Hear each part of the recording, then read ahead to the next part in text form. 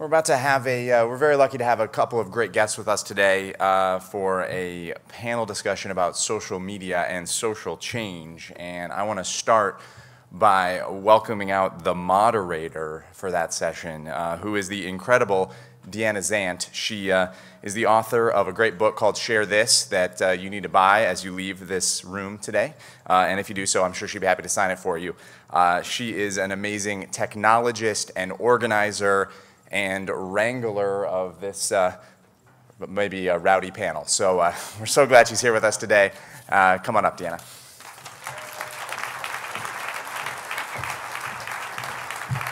Hey, everybody. How y'all feeling? All right. No, I want to hear it. How y'all feeling? Yes. We are reforming some media here, people. So I'm going to introduce our panel.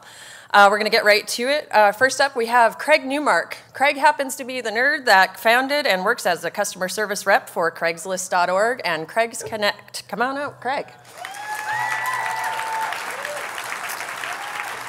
After Craig, we have Ramya Raghavan. She is the news and politics manager at YouTube, where she oversees political and social change programming. Yay, Ramya.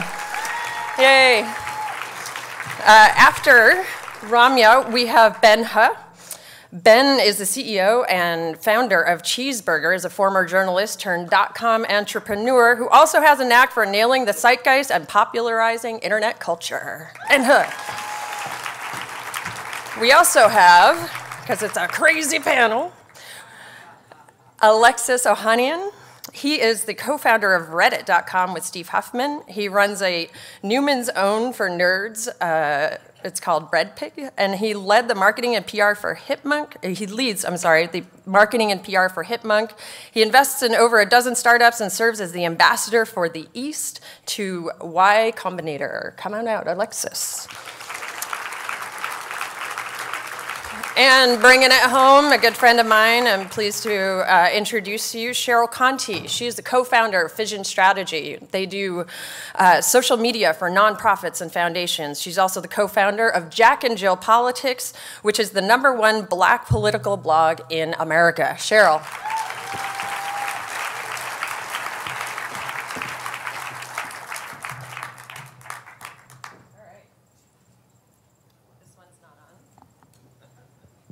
Still not on? Oh, it is? No? Oh, thank you. Well, you guys can hear me because you're in the front. Oh, there it is. Now I can hear myself. Thanks. So you spent the last few days, I just want to kind of set up what we're going to talk about here. You've spent the last few days hearing about all kinds of media madness. You've got your policy people, got your culture folks, your reformers, your transformers, your creators, your remixers. Everybody is in this house. And so we're looking now at this powerful union of entrepreneurs from outside the traditional social justice space who have this desire to do good. And sometimes I personally struggle with this notion. More and more, we see businesses engaging in what I recently started calling good washing, sort of like, social justice light. And so I wanted to see real examples of social entrepreneurship laying that ground for tectonic political and social change. I mentioned the word political for a reason, and something that I think has been a theme for me all weekend here that I share with many people here in this community. To me, politics are much more than candidates and elections and ballot initiatives. Politics, to me, are the art and science of negotiating and managing any kind of power relationship. So that can be the laws that govern us, but it can also be the expectations that people have of us based on our gender or our race or our sexuality or any part of our identity. So when I talk about doing political work, I'm talking about challenging and radically redefining those relationships. And to me, that's where the true disruptive power of the internet lies. It's not about replicating what we already do offline. You can have people sign petitions. You can get them to email their representatives. You can have them donate to things. And those things are good tools, and those are useful sometimes. But what happens when we use these tools to spark spontaneous movements and get stuff done, when we are actually changing people's lives on the ground? What the internet, and especially the social technologies that are exploding right now, afford us is the ability to tell stories on a scale and with speed that was previously impossible. Storytelling, to me, is the absolute fundamental building block of any kind of social change. When we tell stories, yes, thank you. When we tell stories, we empathize with one another, and empathy is the opposite of apathy. It is what will take us out of the isolation and the fear-mongering that has plagued our culture for so long. Thank you. So letting each other know that we are not alone is one of the most powerful cues that humanity can do for itself. And when we participate in these kind of authentic activities online, when we share with one another, we do more than just get the word out about the things that we care about. We reject prescribed identities, and we say, this is what it's like to be a person in my shoes. We beat down the doors of the powerful, and we demand to be heard in new ways. We find each other either overtly or covertly, and we say, you are not alone. So we have this ability through the internet, not just to affect policy change, but to shift our culture to respect and reflect the values that we bring to the table.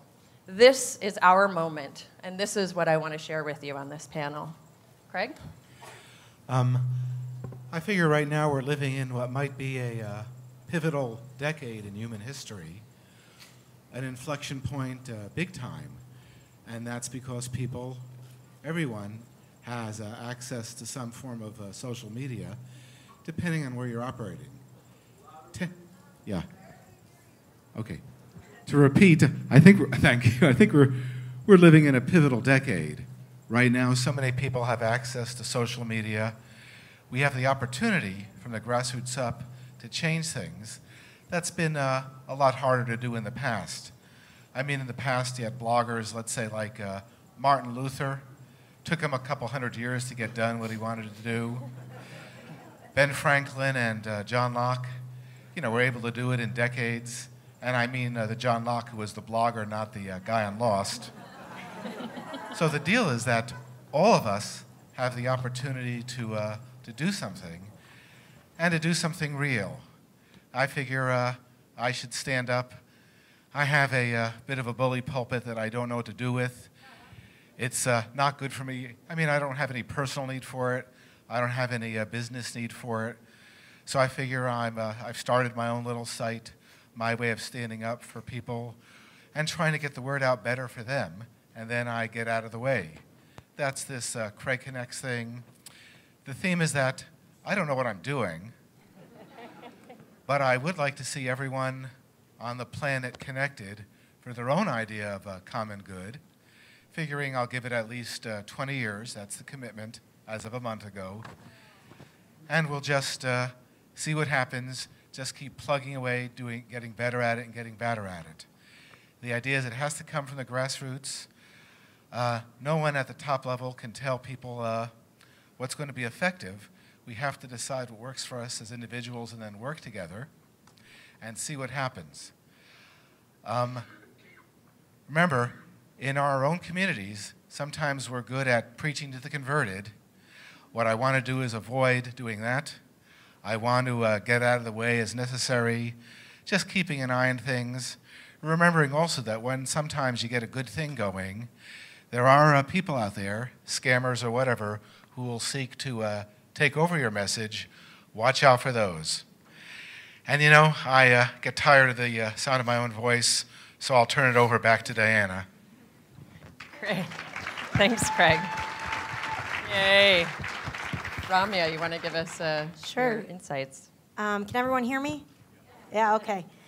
So I think through YouTube and through video, we see two primary ways that video is driving social change. One is by providing access to information, and the other one is providing access to conversation, which Clay Shirky, I think, said is actually more important than access to just information. But on the information piece, I think one of the most recent examples is of the Middle East uprisings that we saw. And we saw these people who had an innate desire to document what was happening around them and share that story with the world. And in Iran, in Egypt, in Libya, in all these countries, you see mainstream media being shut out and citizens kind of relying on themselves to share their story. And the bet that they're making is that by using social media, YouTube, Twitter, Facebook, to share their story, that you're not only going to see what they're putting out there, but you're also going to care about it. So one Cairo activist said, we use Facebook to schedule the protests, we use Twitter to coordinate them, and we use YouTube to tell the world about them. And so, true to that, within 1 month of the Egyptian protests going on, we saw 30,000 videos tagged Egypt. And so how do you kind of source through and find the best and most authentic information on CitizenTube, youtube.com/CitizenTube? We partnered with Storyful, which is a news curation startup. And we are actively curating about that, around the Japan earthquake, so some of these breaking news events to bring relevant information to folks. One point I would also just make is that our goal is to leave up as much footage as possible. So our policy team will huddle on a particular video, and if it meets our EDS requirement, if there's educational, documentary, or scientific content associated with it, we'll leave it up. Even if it's graphic, we may just age gate it. The other thing that's important is user intent. So what was the reason behind this person uploading it, and was it EDS? So that's interesting. A quick point on access to conversation. A great example of this is Mark Horvath. He used to be a homeless man living on the streets in LA. He now has a project called Invisible People TV, where he documents the lives of homeless people around the country, has them tell their own stories. Obviously, his videos get thousands of views and thousands of comments, and a lot of them are not particularly fruitful or productive. Some of them are downright hateful.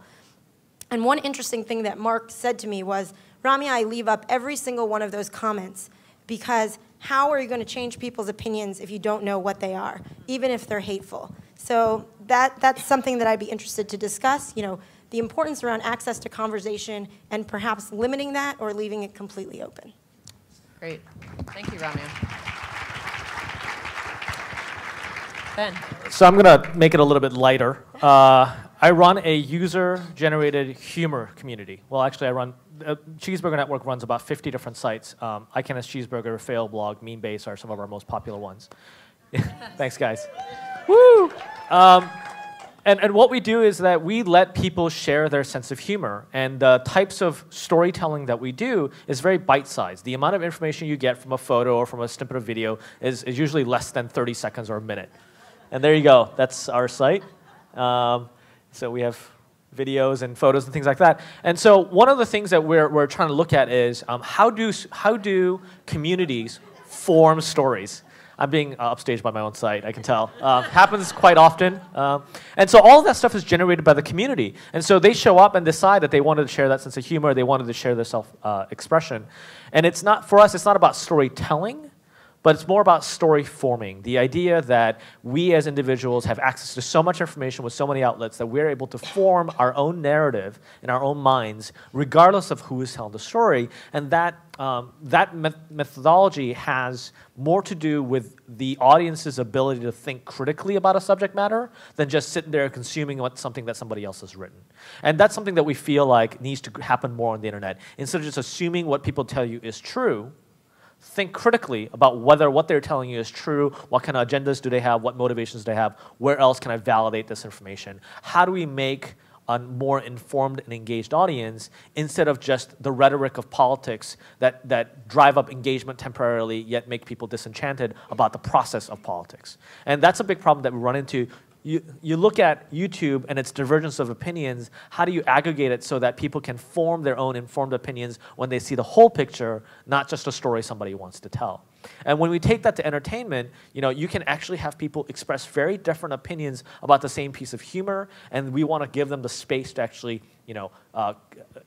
basically react to that humor and to show that this is me, I take something away from visiting one of these sites every day than somebody else does, and that's okay. Seeing the internet in very different light from others is actually a good thing, that the diversity of opinions that we have is actually great, and it makes the overall discourse on the internet better because of it. So. Awesome. Thanks, Ben. Alexis. I have slides, but I don't know how to activate them. Do they're activated automatically. Can we bring up Alexa's slides, please? It's like an Ignite. Oh, this is going to be interesting. Okay, hey everyone. Yeah, I'm usually involved with a bunch of things with cute animal logos, which is what keeps me employed. There's a few of them. Hopefully you guys use Reddit. Reddit was a site that a good buddy of mine, Steve Huffman, and I started right here, actually in Somerville, back in 2005. That's Steve on the side there. I don't always wear a pirate costume, but it was Halloween. Steve just had a crappier costume. We started this when we were in college together. We worked on it sort of as an idea while we were there as sort of at UVA in the final months before we graduated. But then we came up here to Boston. Yeah, wahoo wah. And joined this thing called Y Combinator, which took a chance on a couple of kids with us, like us, who had no experience whatsoever, and said, all right, go ahead, try to build this front page of the web. And lo and behold, it's actually been working out pretty well. Reddit was launched in 2005. In 2006, we were acquired by Condé Nast. And actually, ever since, the site has continued to grow. It's pretty much a place to go where if you find an interesting link, I've chosen Al Jazeera one, in part because we created a site called WTF CNN, which compared the front page of the worldwide leader in news to the front page of Al Jazeera English. And needless to say, it's still up. It's depressing, but if you go to WTF CNN, you can see. You find an interesting news link. Let's say you want to share it with the community. It could be a photo of a cat. It could be a video of a cat. You submit it to Reddit. If people like it, they vote it up. If they don't, they vote it down. What this does is create a rising and falling front page of what is new and interesting online. And you can jump ahead 2 slides. Yeah, there you go. You vote on up or down. And this creates an interesting sort of front page of always what is new and what is interesting. And what has grown out of this, in part because we have tried so incredibly hard to do as little work as possible, in giving control to our users, we've seen all kinds of wonderful things explode. Nowadays, Reddit isn't just about this front page, it's about communities within Reddit, that we let Redditors, sort of Reddit editors, create themselves. And so now there are thousands of communities, and those thousands of communities have spawned a ton of traffic. You can do that page view to unique math yourself and see just how great it is.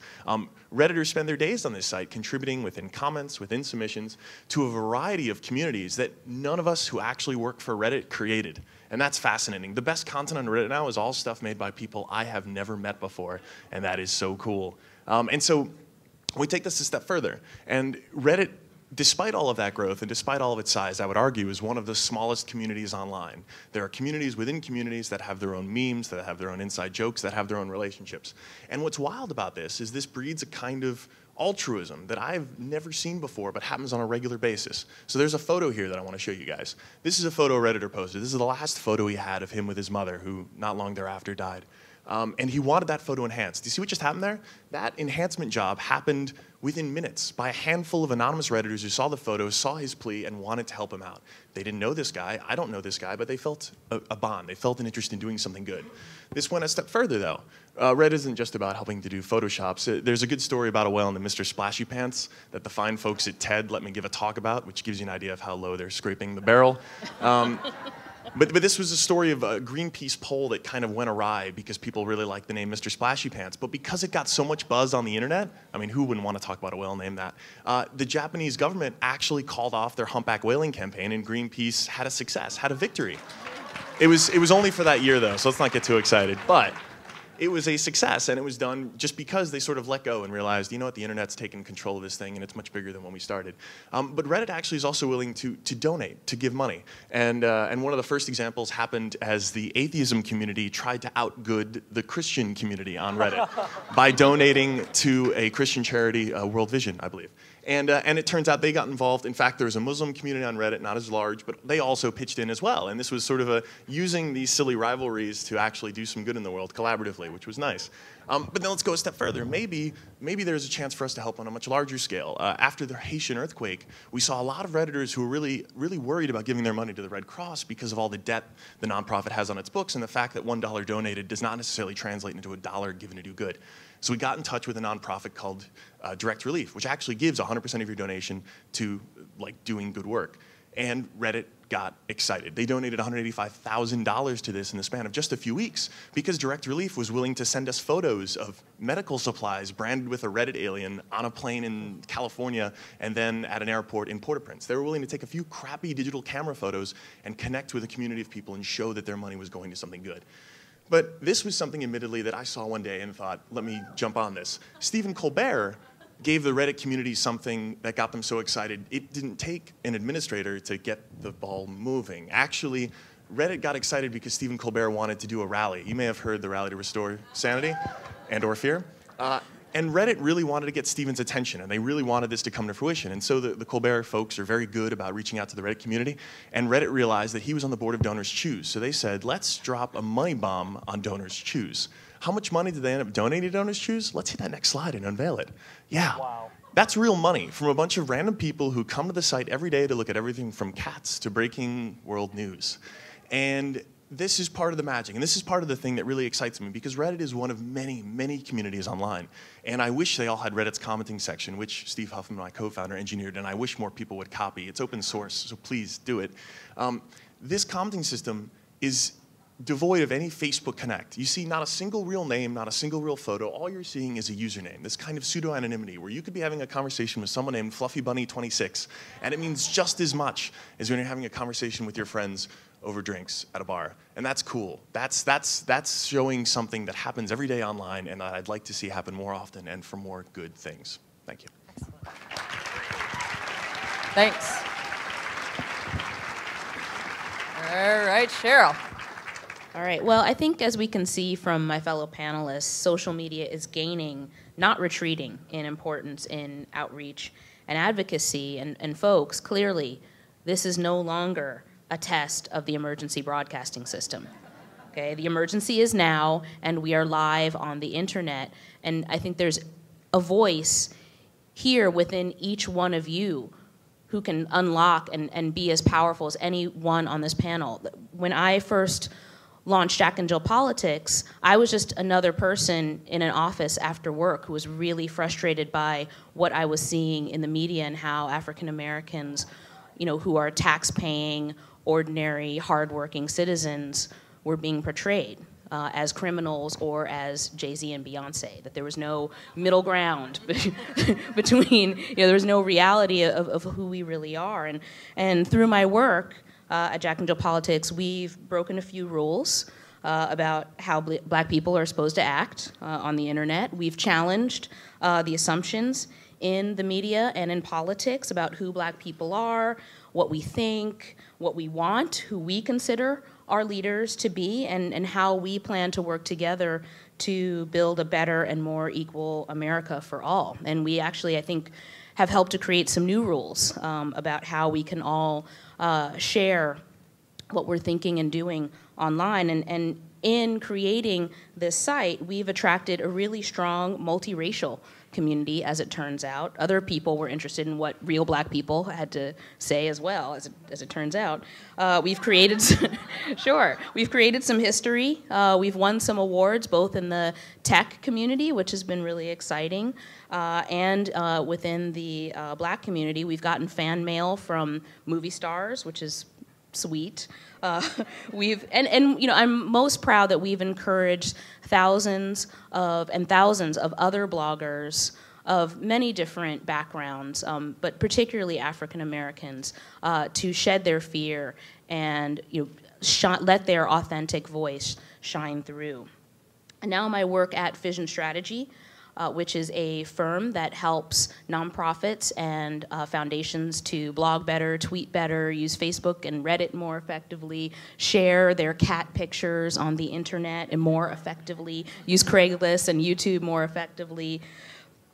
We do it all, is what she's saying. We do it all. We help nonprofits and foundations to understand, navigate, and transcend the trends and help to rebuild our world. An example of how things are changing is 90% of mothers in America access the internet in some way.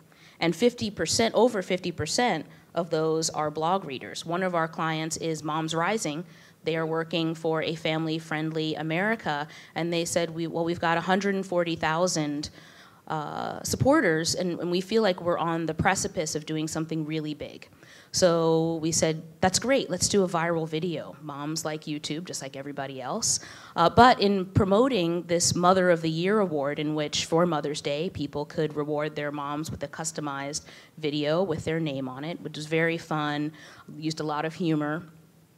we wanted to reach out to all of these amazing and powerful mom bloggers who have created these exciting places where moms can come together and talk about their challenges and their triumphs.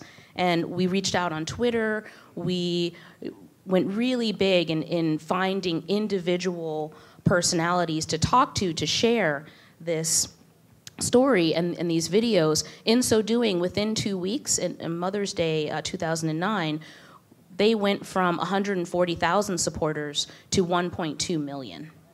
Yeah, that's a big number, right?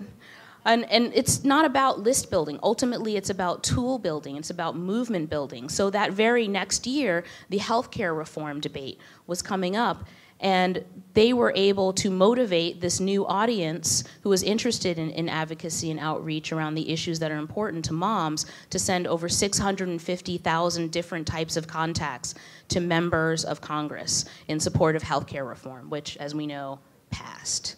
So this is how you can achieve your victory, folks, is through unlocking your own voice, through uniting with other people's voices, through letting the truth of who you are and what you stand for soar out there.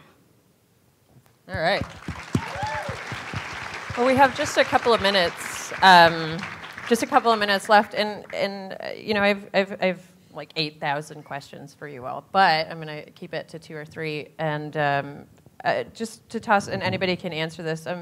You know, I noticed some themes amongst all of you talking about not wanting to preach to the choir versus finding your choir and connecting to them. Like, in the different work that you each do, where do you see the value of finding your choir and reaching them versus how you do outreach? Where and how do you accomplish those goals? All of our most impressive work is done by the hardcore, the passionate ones. And we want to give them as much control and as much power as possible to make great stuff. We just get out of their way. That's why they create Reddits. That's why they do all the stuff they do. But one of the terms that really upsets me is slacktivism. Because for any idea to become universal, like let's go back, let's talk about the civil rights movement. I think we can all pretty much agree now that that was a good thing, right? Yes, okay. At some point in that bell curve, let's assume a normal distribution, right? We're all tech people, most of us are tech people. They're the early adopters. They're the very small percentage. They're the people who are marching. They're the people who are fighting the fire hoses. They're the ones who are actually passionately going door to door, being activists. But it didn't actually come to fruition, almost a decade after Rosa wouldn't give up her seat, until that group of slacktivists in the middle of the bell curve actually said, you know what, this is okay. I can't be there to march, but I'm actually okay with this. My mind has been changed. And I think an idea has to become mainstream enough and sort of banal enough for people to really accept it and for it to really succeed. And so it's all about absolutely empowering that base, but at a certain point, you want it to get bigger than that small early adopter curve. You want it to become something that's universal and just obvious. You want it to be something where it's like, duh. Well done, sir.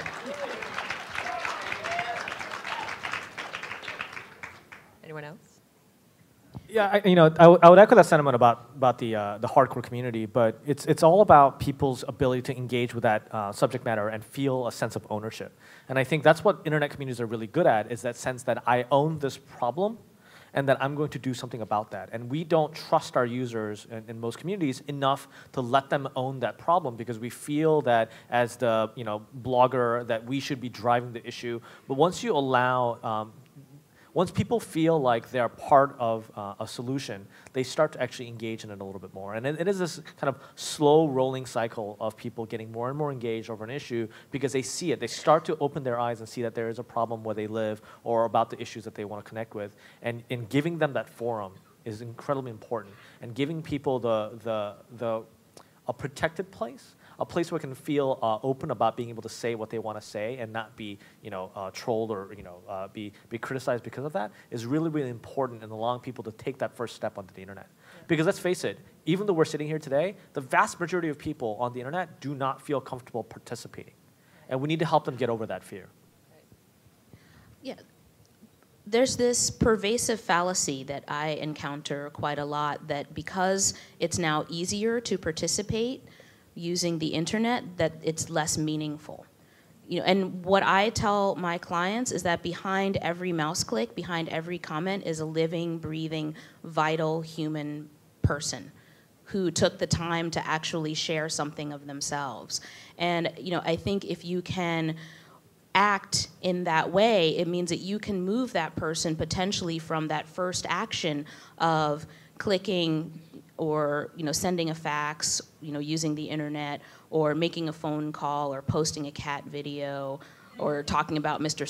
Splashy Pants and saving whales, to actually going offline, to actually marching in the streets. For one of our clients, Reform Immigration for America, we helped them build a bilingual Spanish and English SMS texting network that sends phone calls, among other things, to members of Congress of 160,000 people.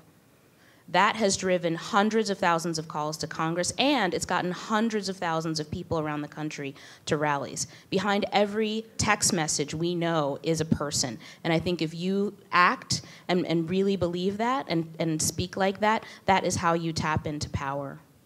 Great. We've actually just got a couple of minutes. Quickly, if you had one piece of advice to give everyone about whether that's building community, whether that's a particular kind of organizing or outreach, what is the one piece of advice that you would give this audience to take home with them, and an action that they could take? Start with your own passion. If people don't understand why you're passionate and how you're passionate about it, or how much you're passionate about it, they're not going to be engaged. Right? The leadership of the internet starts with the random individual blogging anonymously about some topic that they love and they want to discuss. Without that passion, there is no internet. This is a volunteer effort, right? Everybody starts out as a volunteer. Everybody starts out by pitching in their time for free. And without that passion, we can't actually do anything. And so encourage people to be passionate about that subject matter, encourage people to be passionate and rational about it. And that's how I think you win people over. And I think those two things combined can change anything in this world.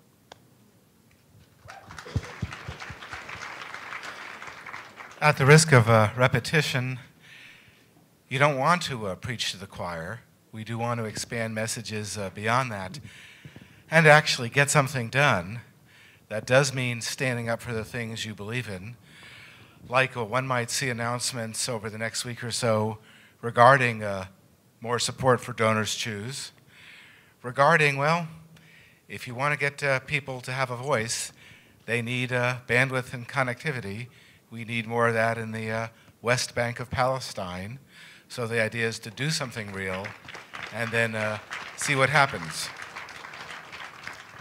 I would say when you're thinking about uploading video content, when you're planning out your video, think about doing something that's going to make someone feel something. I think there's a lack of passion, as Ben said, and feeling on the internet at times. So for example, the It Gets Better project, I think, is a phenomenal example. This is Dan Savage's campaign against LGBT bullying. Fantastic. Because when you watch those videos, it's not just about one video, it's about thousands of videos. When you watch them, you feel something in your gut. When you watch these Middle East uprising videos, you may feel fear, you may feel hope, but it makes you feel. So I would say when you're going out there to create content, think about that feeling and that you want people to have. Mobile, I believe, is the next frontier. Pew Internet actually released a study last year that shows if you count mobile internet access, there is no digital divide. And in fact, minorities are more likely to use the internet, period, over white people. This is true. There are forces that understand that and are working to control people's access and abilities, and I think Free Press is doing great work in making sure that the net remains neutral across all of the ways in which people access the internet. One place that I would encourage you to check out is our report on how you can use mobile effectively for advocacy and text messaging. It's at smsadvocacy.com. That's smsadvocacy.com. Design like you give a damn. Whether it's the websites you're building, actually make them not suck. Build stuff that users will want to use, and treat them that way. Treat them like adults. and you'll find a community will respond really well to that. If you treat people like adults, generally speaking, they behave like them. And if you can really show all of these things we've been talking about, if you can show that passion in everything you do, if it's communicated in everything from the copy on your website to the way your customer service people interact with users, they will realize that the people working behind the scenes here actually give a damn, and they will too. Great. Thanks so much, everyone. Thank you all.